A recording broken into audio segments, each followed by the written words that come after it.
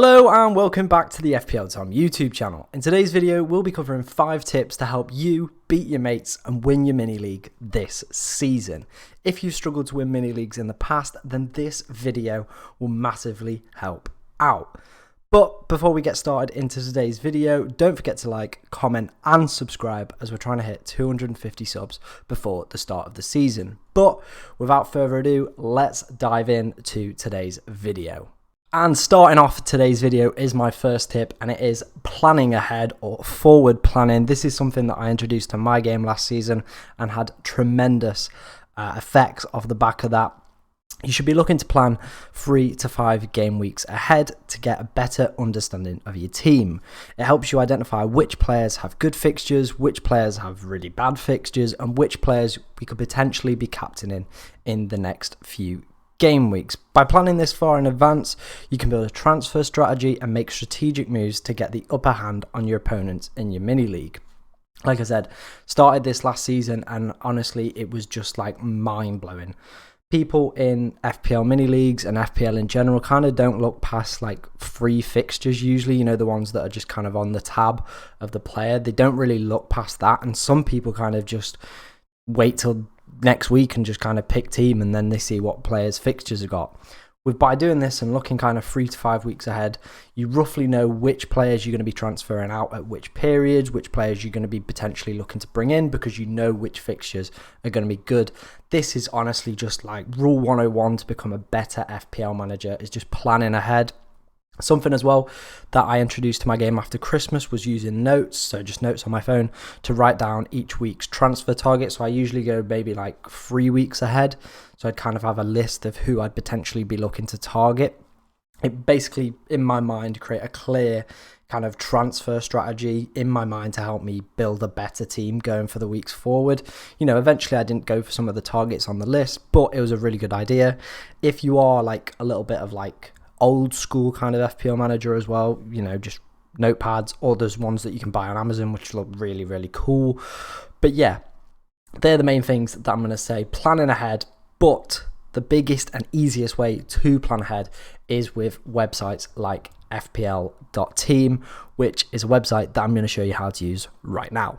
So guys, here we are in FPL.team, an absolutely amazing website that I've been using probably since post-Christmas and has massively helped me with my forward planning. As you can see on screen, this is my team at the moment, my draft, how it is looking for game week 1. And the beauty of this website is I can simply click this button up here, next, and it takes my team to game week 2.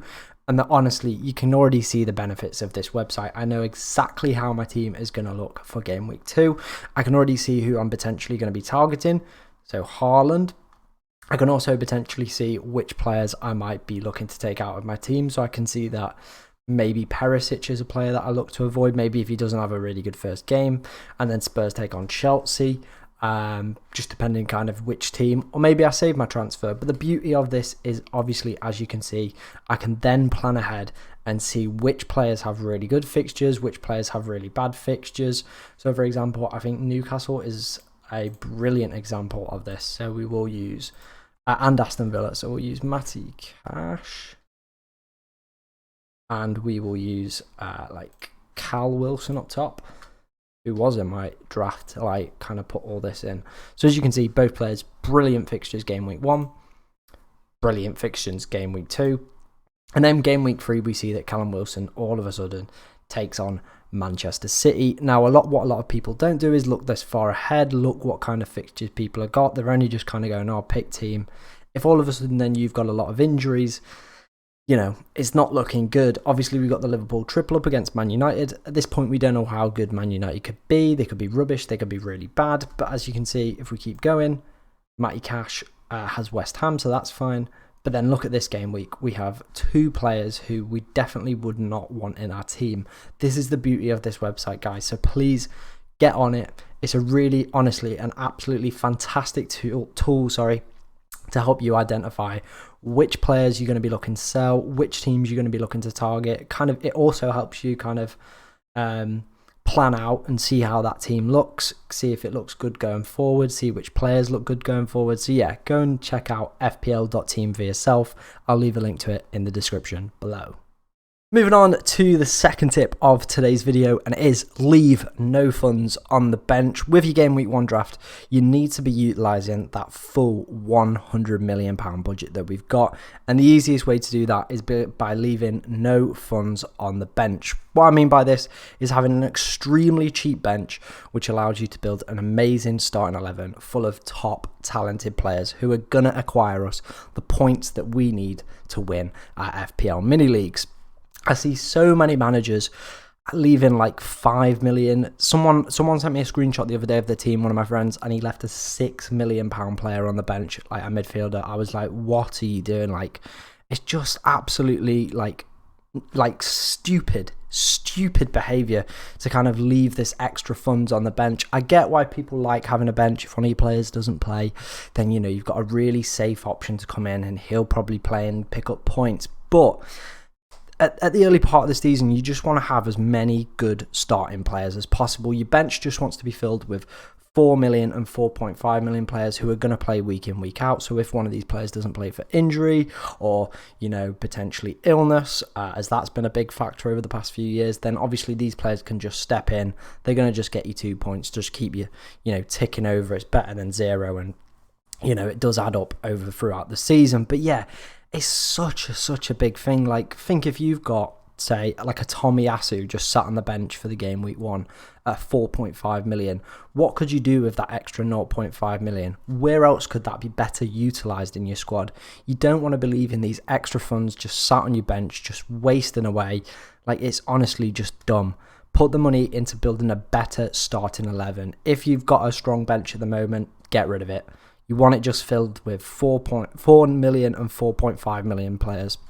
A bigger bench will be more useful, I'd probably say, on your second wild card, obviously with double game weeks and the bench boost chip coming into play. But at the moment, it's not in anyone's minds unless you're going for an early bench boost strategy. Well, I wouldn't go for it personally. There's going to be really, really good double game weeks to go for later in the season to target that. So my second tip, leave no funds on the bench. Put it all in your starting squad.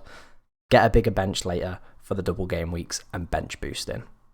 And my third tip of today's video is maintaining team structure. One of my biggest learning curves from last season was maintaining a solid team structure. The main benefit of keeping a rigid structure is it allows you to switch between players at certain price points with absolute ease. You've got to imagine at the moment your squad is a team full of placeholders, and the best way that I'm going to show you how to do that is on the FPL website.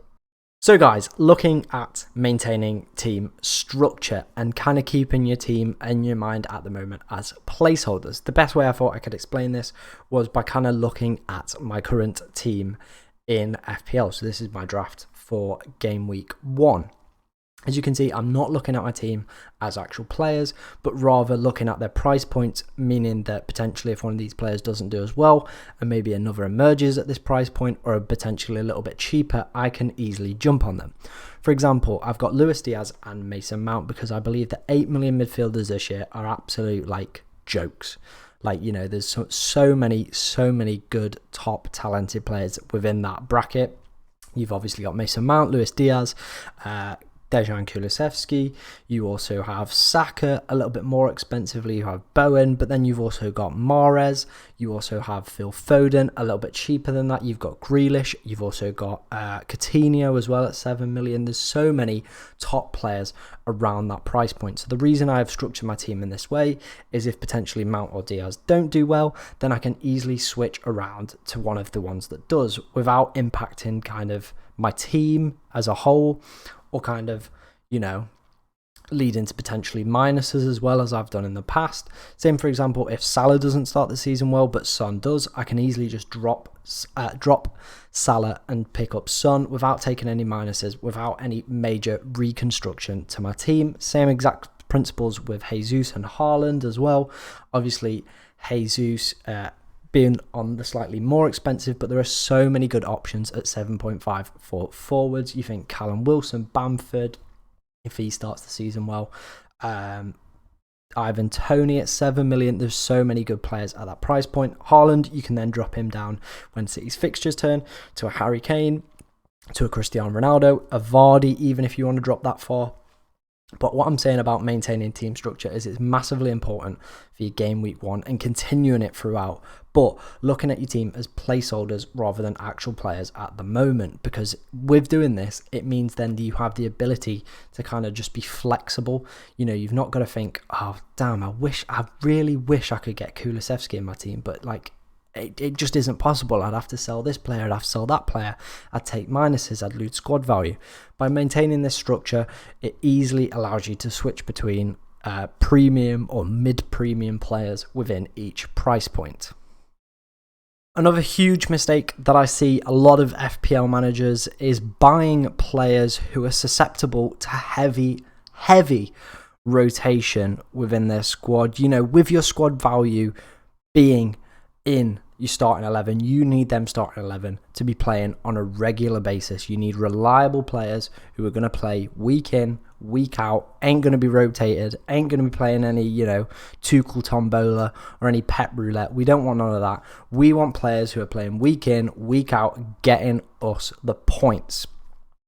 The best way to kind of avoid buying these rotation risk players is to keep up to date with midweek team selections in domestic and European competition, because a lot of the top teams obviously do compete in a lot of competitions and have massive squads. Obviously, you think the depth and size of Manchester City squad, so your Mahrez's, your Foden's, your Bernardo Silva's, there's a lot, and Grealish, for example, in them.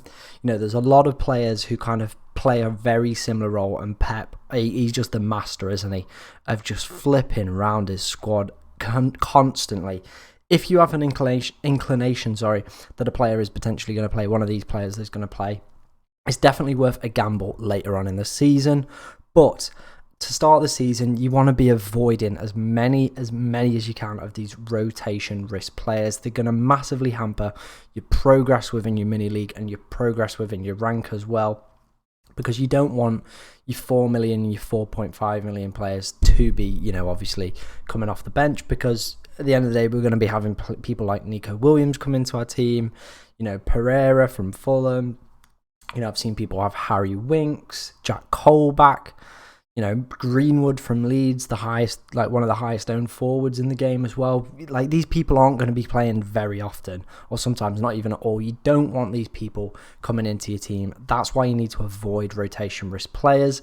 The other thing as well is these players could easily come off the bench with the introduction of the 5 substitute rule as well. So, you know, if you've got a potential rotation risk defender, they come on and get 1 point, and you've got Nico Williams sat on your bench with 6. It's massively frustrating owning these players. It's something that has taken me a little bit of time to get used to. I think as well, a lot of people kind of get swayed on like Twitter. You know, for example, I think twice last season I owned Phil Foden, and I probably started like 5 games and I owned him for like 11 or so game weeks. It was massively frustrating owning him. I get, you know, PTSD at like 2 o'clock checking the City team news just to see that he wasn't in it or he's on the bench. And for me, the risk over reward just doesn't add up with these players. You want to be picking nail players. Yes, they're probably a little bit more expensive, but that is why we've got the cheap bench. We want to be avoiding these players. We want to be picking the nail players. Take a gamble later on in the season. Furthermore, another little bit of advice is keeping up with team news on Twitter. It could help with last minute transfers. For example, there's some really good people on Twitter who publish early team news, and if you've potentially got a player who's a little bit of a rotation risk or has poor fixtures coming up and you see that he's been benched for this really good fixture that you want, then it's an easy transfer out. But obviously do be careful who you believe on Twitter, because people do chat shit on there. So yeah, I will obviously retweet anyone that I see has tweeted something good, and obviously go follow me on Twitter at FPLTom_. I'll always tweet as many people as I can with the correct and good news, but obviously it is Twitter, so just be a little bit more careful. But let's move on to the 5th and final tip. And the fifth and final tip of today's video is utilizing out of position players. Now, what does this mean? Simply, it means you need to be looking at players who are listed, for example, as a defender, but actually play as a midfielder. So we'll score more points whilst doing a midfielder's job. So, they'll be getting points as a defender, but actually, kind of doing jobs that midfielders do or wingers do. A prime example of this is the wing backs, so Reece James, Trent, Chilwell, Cancelo. These players at times play so high up. They're playing like wingers when their teams are on the attack, and because of the teams that they play for as well, they dominate a lot of the ball, have a lot of possession. So these players, they're going to be further up the pitch a lot more often than they are at the back. These players then get points for scoring goals and assists. They'll get 6 points for a goal. I can't remember how many it is for an assist. That's quite bad of me, but yeah, they'll get 6 points for a goal. Whereas if they were marked down as a midfielder, that'd only be 5. So you're already gaining a point on people there by putting an extra, like a Chilwell or a James in your team. And then on top of that, they also get clean sheet points. And because they're playing for the top teams, a lot of these out of position players, you also then get like that extra just 6 points. It's massively like one of the biggest things I've learned. Like, it's been a huge learning curve over the past 12 months for me, because before I'd just go for like the nail players like your Diaz's, and I'd think, is there really like much benefit of going for like a Cancelo or a Reece James? 100%. Absolutely massively. You want to be having as many of these out of position players in your team. You want to be utilizing as many of them as well, because a lot of them are underpriced, kind of undervalued for what they offer as well. Like Reece James and Chilwell this year at 6 is jokes. Trent at 7.5 is amazing value. Obviously, you look at it and think, most expensive defender, how is he value? Because of what he offers going forward in terms of his assists. He's a bonus point magnet as well. These players are absolutely key to do well in fantasy and to do well in your mini leagues. So that's my fifth and final tip. Utilize out of position players. Did I say the last one was my last tip? Of course it wasn't going to be the last tip. A extra little bonus tip for you. It is simply consume FPL content. Over the past 12 months, I've really got into fantasy football and really got into the content side, so much so that I've actually started creating content myself. And this has just been the best way that I've found to improve. Some of the people out here in the FPL community are just doing fantastic work that can just, give you that little bit of an edge. Obviously, if you just watch 1 or 2 videos, you'll have a better understanding of certain situations that you weren't aware of before. And it just really helps. Like I said, there are some really good people out there in the community. On the right, I've put some of my favorites. FPL Mate, obviously one of the biggest, and if you are a new beginner to FPL, I'd massively recommend his content. It's brilliant, easy. Dan's a great guy as well. FPL Raptor, I'd probably say, is for the more advanced FPL player, but also for newbies as well. Obviously going into some really good statistical and kind of the mental side of the game as well. It's really good, fascinating to watch. Fantasy Football Hub obviously have lots of content on their website and on their YouTube channel, which is great. Same with Fantasy Football Fix, which I actually am a member to. I pay to use their services.